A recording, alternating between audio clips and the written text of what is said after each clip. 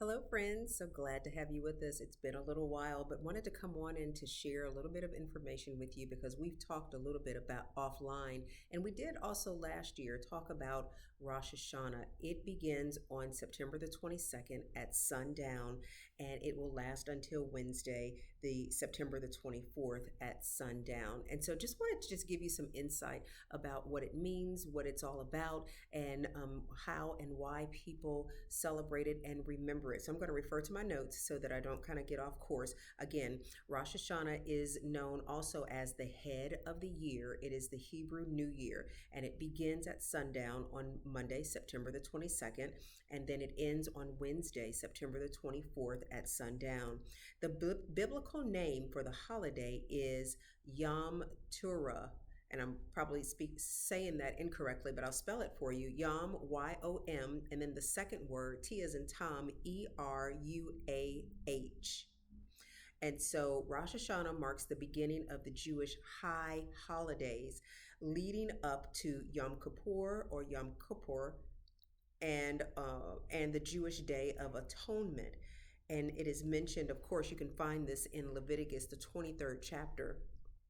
Read through there, and it talks about the holidays and the high holy days and how God is encouraging and wanted his people to remember and to honor those days. Well, Rosh Hashanah, which translates from the Hebrew word and it means head or head of the year, is commemorated with special prayers, of course, with food, with gathering, coming together with friends and family. And the celebration of the new year is the only Jewish holiday that is 2 days long. So there's a lot of eating, there's a lot of fellowshipping, there's a lot of people coming together and just being around each other, which is always so wonderful. So the exact date changes every year, which is pretty interesting since it is based on the Hebrew calendar. Rosh Hashanah begins on the first day of the seventh month, and it typically falls in September or October. And it changes every year. So Rosh Hashanah, as we mentioned, is often treated as a time to reflect on the previous year and to focus on the hopes and the dreams of the upcoming year. Again, it is created or treated as a time to reflect on the previous year, to look back on what you did, what you accomplished, what you didn't accomplish, how you missed the mark, how you want to move forward, how you want to change things.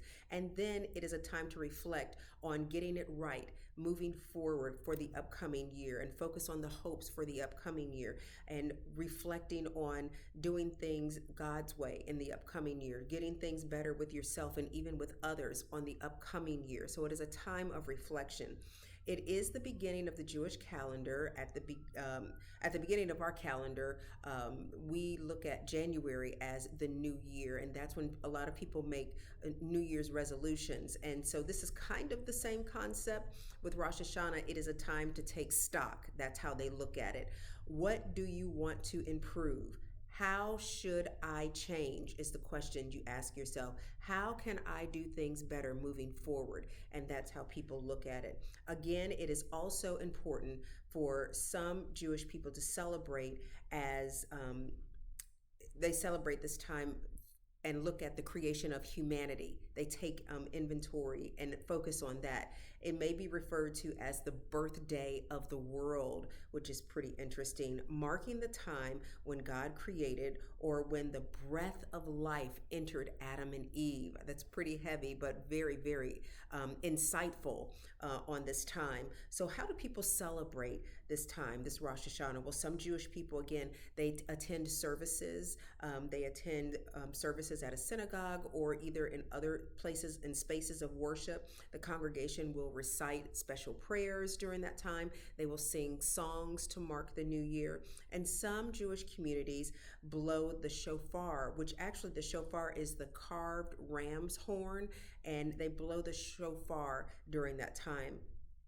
Some people call this the Feast of Trumpets, when there are different shofars or trumpets that are blown during this time. So while the holiday is an uplifting time for people, again, to look at the past and to look at how they want to move forward, it is also encourages believers to reconcile conflict from the past and to start the new year with a clean page. It is so important to look back on the things that we've done and to try to align ourselves with the way that God would want us to line things up with. And so during this time is really the time that is set aside each and every year for people to do that. Again, it begins on sundown, Monday, September the 22nd, and it ends on Wednesday, September the 24th. However, you decide to observe this time and however you decide to look at your past and set goals in a sense for the new year and moving forward.